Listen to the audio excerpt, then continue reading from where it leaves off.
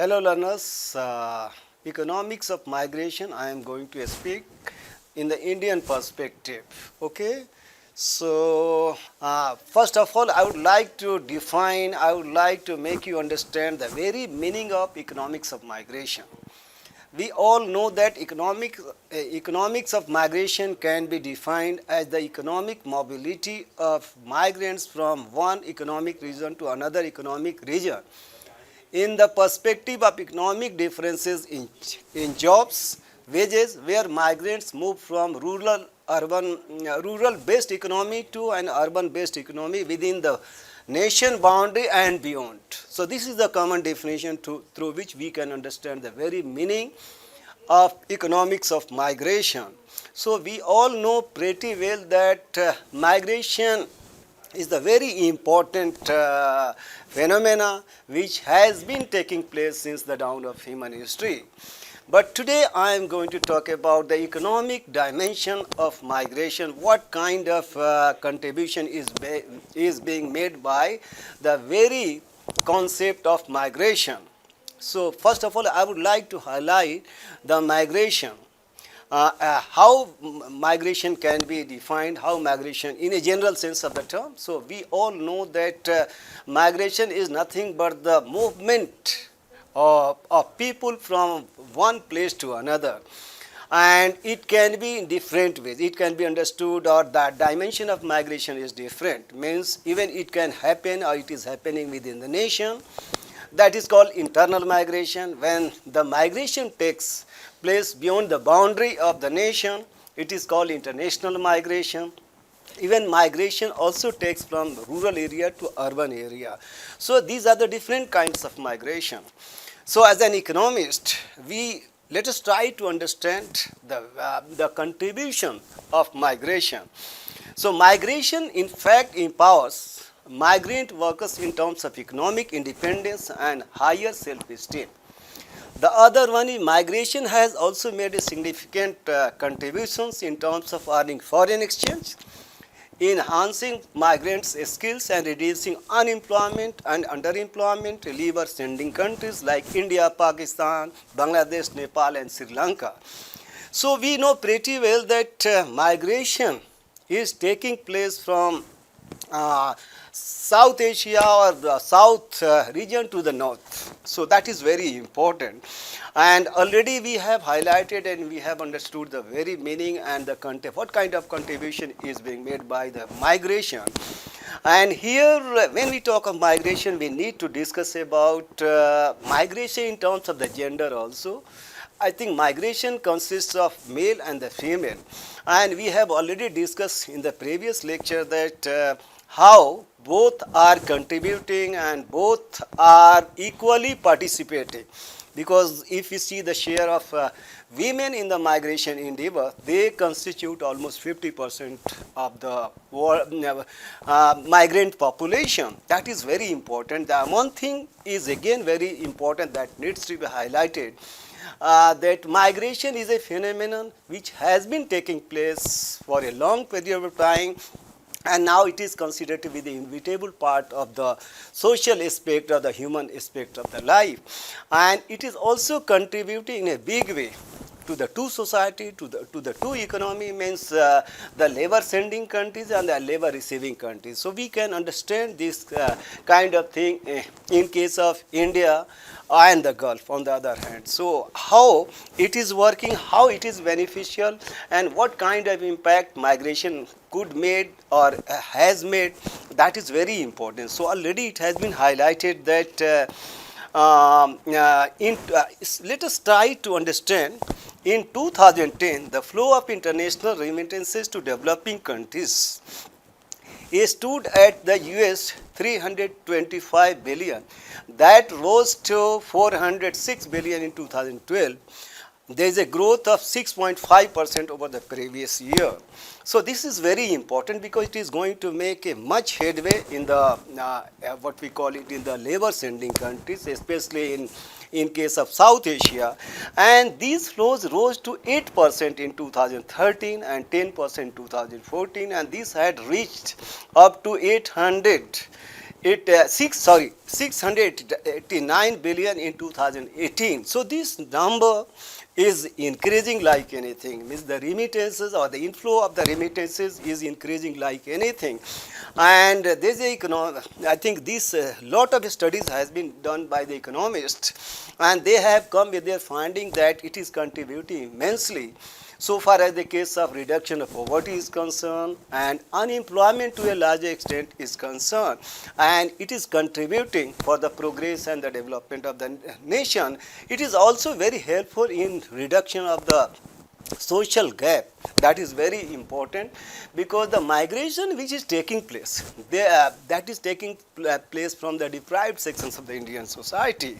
So this is also very helpful in order to create the social balance in the society also.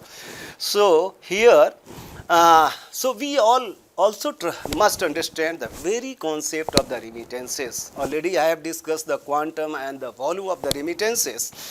So the definition of the personal transfer of remittances comprises all current transfer in cash or in kind or received by the resident household or to from a non-resident households.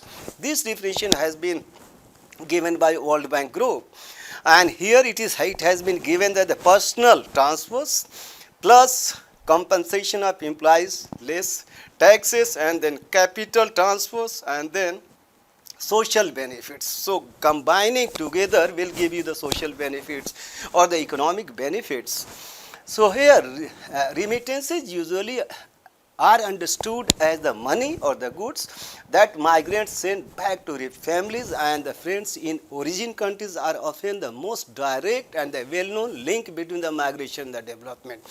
So here is a direct link between the migration and the development. Migration leads to the development, so economic development, social development, so many kind of development is taking place on account of the inflow of the remittances, and this all happen on account of the outflow of migration. So remittances exceed official development aid but are private funds. Global estimates of the financial transfer by migrants include transactions beyond what are commonly assumed to be the remittances.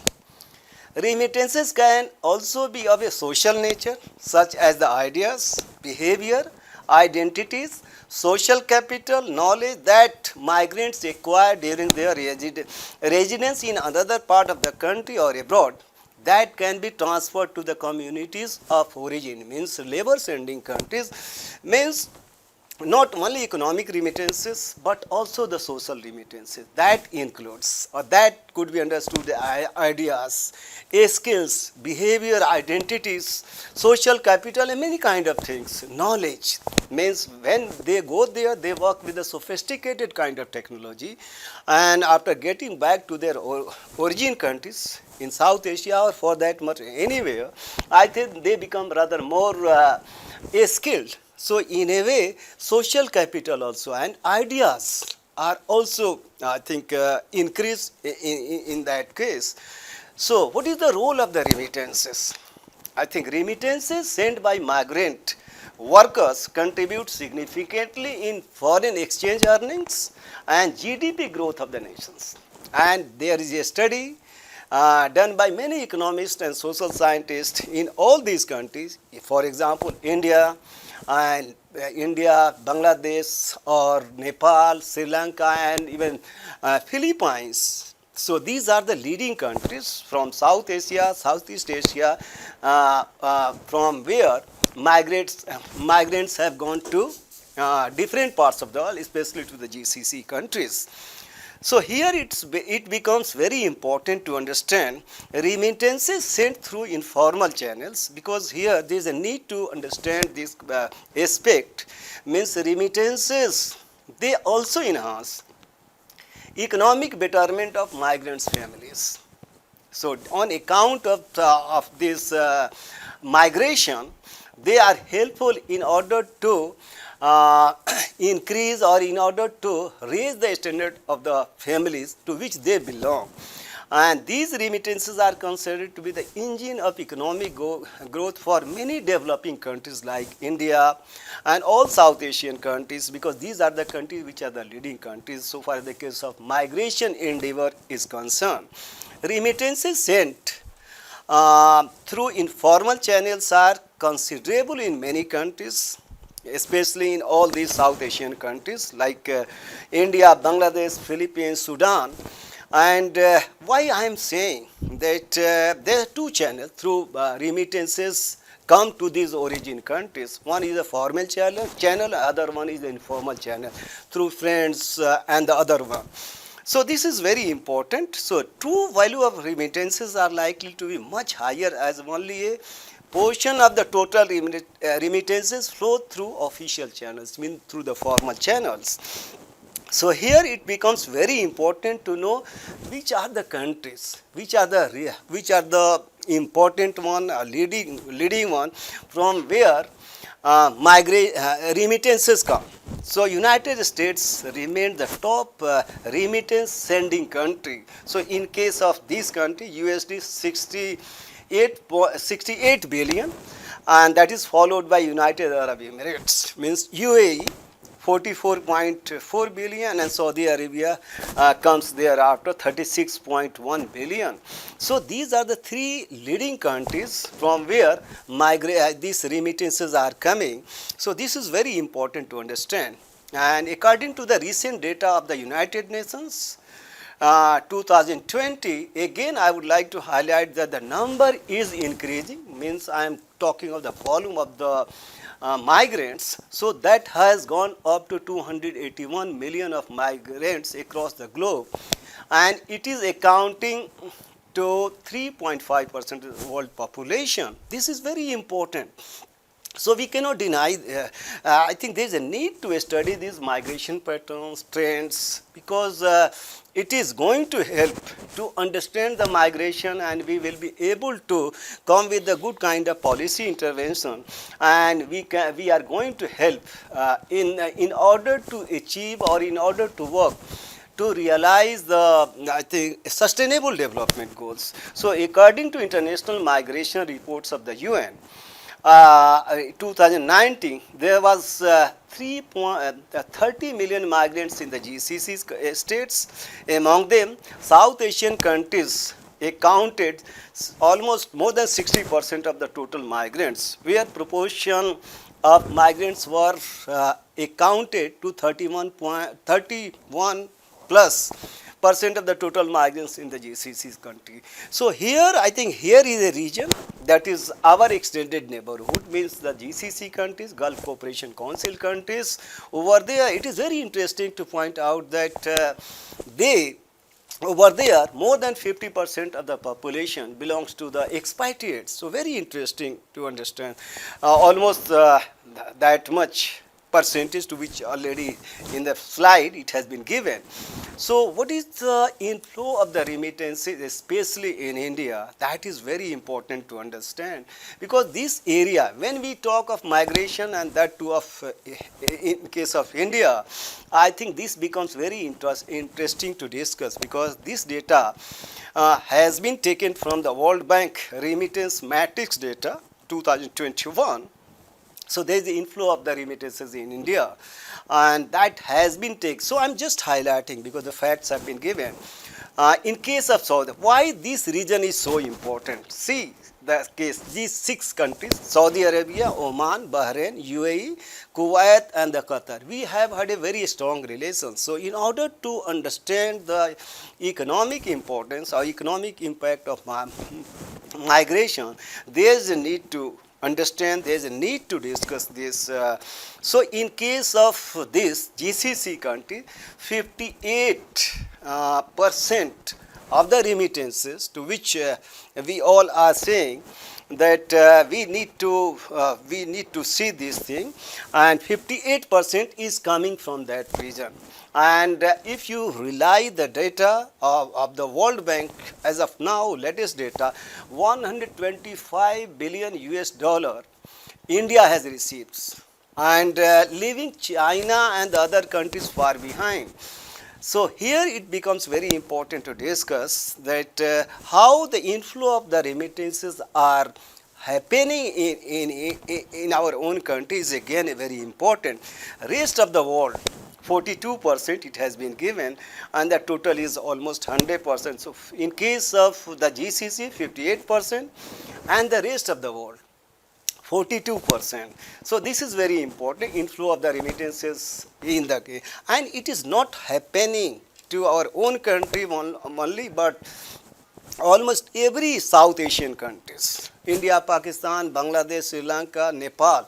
I think recently Nepal has also joined, and Nepal is also receiving a lot of remittances on account of the outflow of the labor from Nepal, that is called Nepalis. So there is a steep competition amongst all these countries so far as the case of labor, employment or the labor outflows is concerned.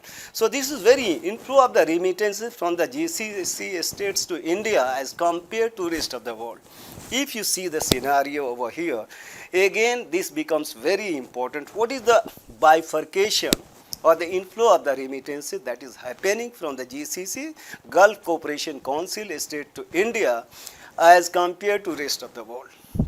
So rest of the world has been given over here. So in case of Saudi Arabia, 42%, and then this much is very important one, Qatar, Kuwait, United Arab Emirates, and all that. I think this is an eye opener for everyone, that how this is all important as compared to this data.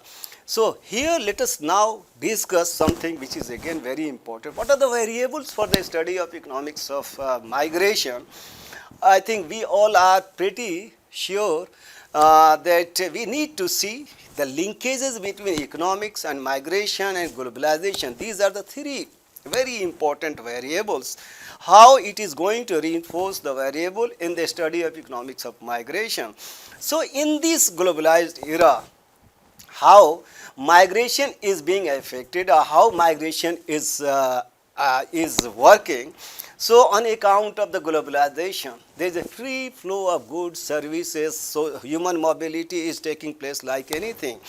So globalization has impacted like anything, and we need to see all the concepts, economic concepts in that way, then we will be able to understand these all variables. So these economics, globalization and migration are the three very important determinants, as it is said. Let us try to find out the process, determinants and consequence of the economics of migration. So if you see the scenario, it has a lot, means migration has been impacted and has had the consequence on account of the globalization. So this is very important to understand these three concepts interconnectedly. Then we will be able to understand the phenomena of migration or economic migration in fact. So what is the cause and effect basically model that has to be understood, otherwise we will not. We all know that the very idea and what we call it the reason of migration is economic. It is said that, but it is not so. Sometimes the other factors also work. But here we would like to understand this thing. So in this consequence, cause effect model, if you see this thing, so here the methodology of this lecture and of this study is based on the related research work in the context of cause effect technique of migration under a logical interpretation of economic variables of migration. From this perspective, it can be the economics of migration can be better understood from the perspective of economic variables in the following framework. So why I have just developed this kind of model, because this model will give you the clear picture and we will be able to understand how economics of migration work. So just have a look on this. So economics, then of course economic landscape of the migration. So if you, I think globalization is also, these are the three very important variables and what we call it the factors that are going to reinforce each other, and as a result economic landscape of migration happens. So that is again very important. Taking that into the mind, how I think I'm just giving you one example over here to make the point rather more clear. Economics of migration, especially in North India, and then economics of migration in South India. When we talk of migration, I think this is very, India, we can understand South India and North India because many studies have been done. Kerala is the glaring example, even from Tamil Nadu, a lot of migration is still taking place, but now Uttar Pradesh followed by Bihar, Rajasthan, Punjab have taken the lead in this area. So economic migration is happening not only to the Gulf countries but many other parts of the world. So here it becomes very important to understand this thing in the empirical sense, because there is a study, and I have also undertaken one of the study, that is the impact of migration in North Indian studies. So I have taken 3 states, Uttar Pradesh, Bihar and Rajasthan, and that project has been funded by Ministry of Education through the Indian Council of Social Science Research. So I am just looking at not only economic impact but social impact, political impact, all kinds of impact we are assessing. And this is a study which has been done by many economists or the social scientists in South India. There is one center, that is Center for Development Studies. So many economists are there. So here we are going to make comparison, and we will see to it, and very interesting one. So on the basis of that, what kind of connection and the linkages between the migration and the development is there. So even at the macro level, I think this is very important to understand. There is a direct connection between the migration and the development. Means migration is the determining factor and development is the result. So here economics of migration or the economics of migration plays a very important role in sustainable and inclusive growth and development in both host and the home countries. Just I would like to make it rather more clear. I think if we are going to manage migration in a better way, or if we have this kind of positive kind of things, I think it is going, this endeavor means migration is going to have the economic impact not only to the labor sending countries or the countries of the origin from where migrants have gone to, that even the host countries or the receiving countries, there is a lot of economic impact that is happening. Take the example of the Gulf, just to make the point rather crystal clear. I think these expatriate workers have become the integral part of what we call it, the Gulf economy. So hypothetically, if these expatriate workers or the foreign workers would withdrawn from there, I think the Gulf economy would be collapsed. So here there is a mutual kind of interest, and they have become the economic assets for both the places. The country of origin means South Asian countries, and they have also become the good asset or the economic and the strategic assets for that countries also. So again, let us try to understand in a economics of migration in so many studies is there. So I think we have done it. So I'm not going to dwell upon, because there is a study. Why I am showing that, so that you can refer and to study and to understand, because economics of migration, if we are interested to understand the economics of migration, we need to understand at 2 levels. One is called macro level and the other one is micro level.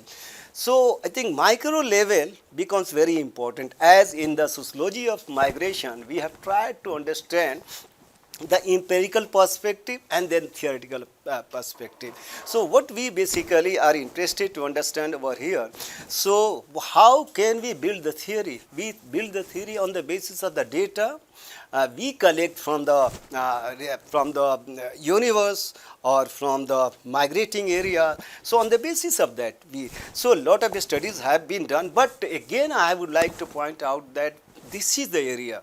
Means migration, diaspora is the area which is emerging in a very big way, and not much as compared to other aspects of discipline. I think this is the area that has to be dealt with by the young scholars like all of you. And here, India, again I repeat that India is a leading country. If you see the data provided by the World Bank or the RBI in terms of the remittances, I think India is a leading country. India has topped the other countries so far as the case of migration is concerned, 18 million. And when we talk of the diaspora, it has crossed 33 million Indian diasporic people are there. Because why I am saying these two concepts, these two phenomena merge together. When we talk of a strategy, when we talk of soft power, so we combine together.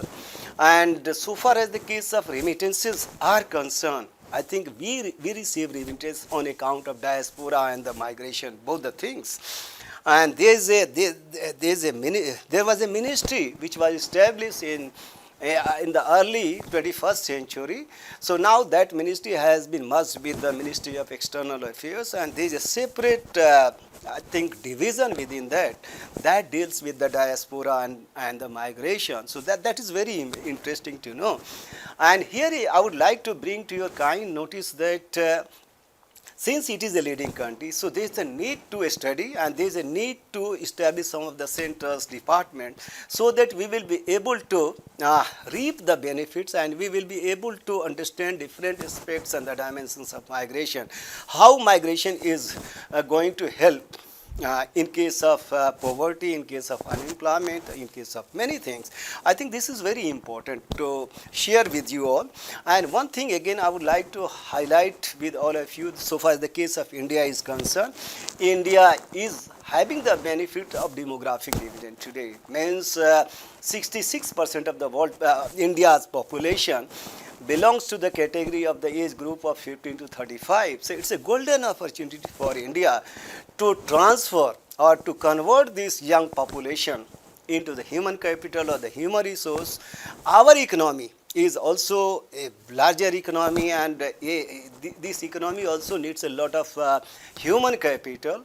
And since we have the advantage of the young population, so if we are going to convert this population by providing education skills, I think we will supply human capital, human resource to different parts of the world. Even today, we have the upper hand, but we need to consolidate our position so that we will be able to receive the remittances, which is now considered to be the largest one. But how we can continue this area is again very important. So you, the scholar, need to come with to understand this migration, economics of migration, sociology of migration, and different dimensions of migration. So that is the point to which I need to highlight. And economics of migration in South Asia. Just here I have given dynamics of migration in Kerala and acceleration in macro-based economy of Kerala, and impact of Gulf migration on the economy of Tamil Nadu. And of course here we have done diaspora philanthropy, and unskilled and semi-skilled laborer are the core inflow of the remittances, and remittances are the core I think agent of development. So this is very, very important, and of course cordial nexus between migration and development. So we have been working in this area. So I will be very happy to take up your endeavor in this area, and definitely we are looking forward to have many centers and the department that deal with this diaspora and migration. So there is a need to study this thing. And now let us try to understand, because just I have tried to make you understand at the micro level, because there is a study over there, Indian migration and financial flow, how it is happening in our own country, just showing the relevance and the importance of these financial flows. So India is the world's largest remittance recipient country. Currently it is to be estimated, of course already I have told you it has gone up to 90 and 125 billion. I think it varies from that. And here I would like to bring to your kind notice that if you see the scenario of the quantum or the volume of remittances, it was only 2 million in 70-71, which rose to 2 billion in 81 after a decade. And if you see the scenario today, so just everything has been given. So what I am interested to discuss with you, in 2023, it has crossed 100 billion US dollar. Why I am saying, and there is some sort of data, because there is a crisis of data, there is a shortage of data, there is a this kind of situation is there. So unless until you, the scholar, could come forward and study different aspects, then we will generate data in this area on the basis of your empirical study, on the basis of your field study, because this area needs investigation, this area needs deep study scientifically, because it is already we have understood the importance and the significance and the contribution of migration or the migrant workers, or in a way remittances, means migration and remittances are closely relating to each other.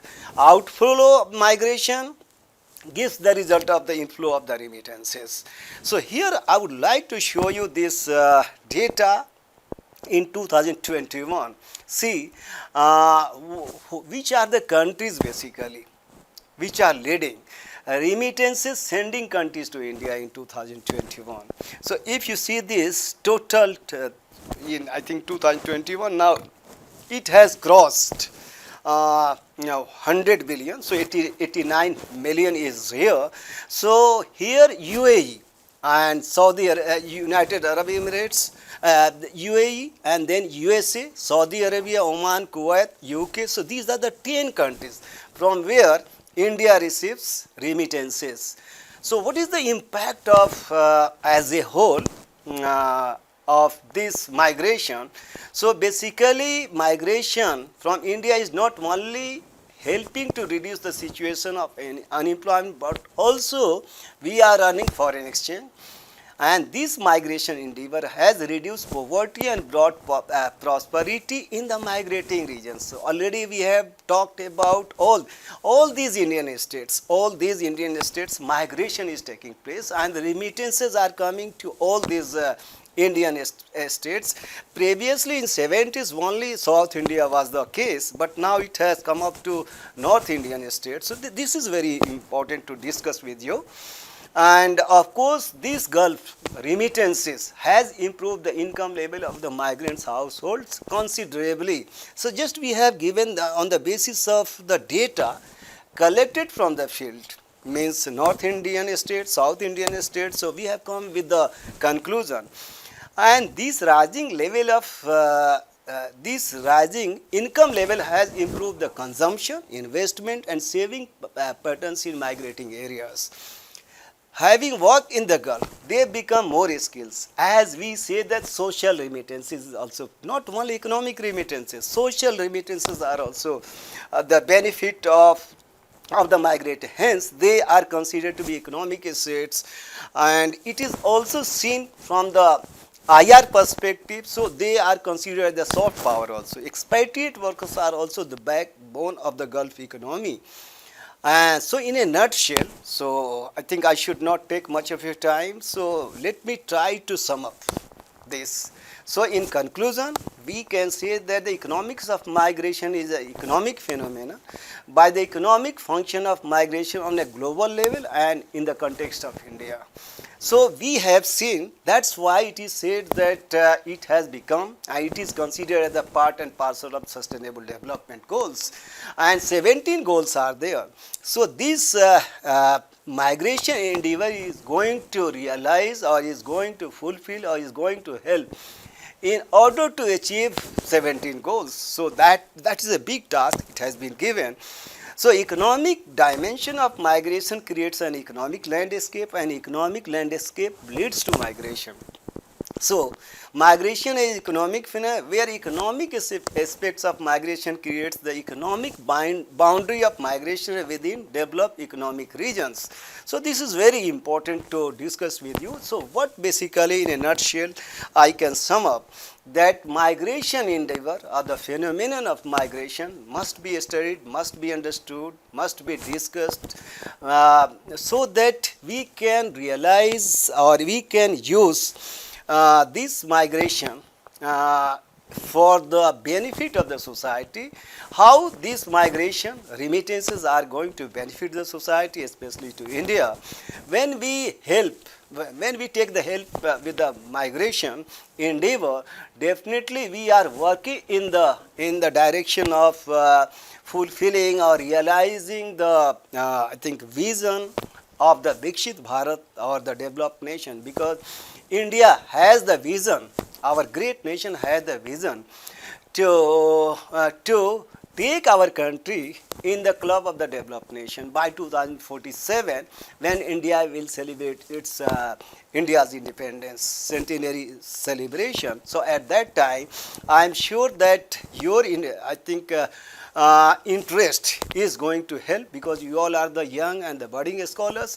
You will study the different facets and the dimensions of migration from the economic perspective, from the sociological perspective, from the IR perspective, from other perspective, because this migration has all these aspects. And that these all aspects are waiting to join and to understand this perspective and this issue, so that we can work jointly or collectively work in order to realize the great vision of this great nation, because it is considered as the agent or the tool through which we can develop our economy and society in a big way.